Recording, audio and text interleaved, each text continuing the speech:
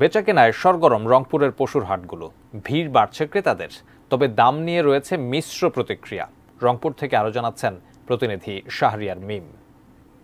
রংপুরে মোট স্থায়ী গরুহাটের সংখ্যা 61টি এবং অস্থায়ী গরুহাটের সংখ্যা 41টি।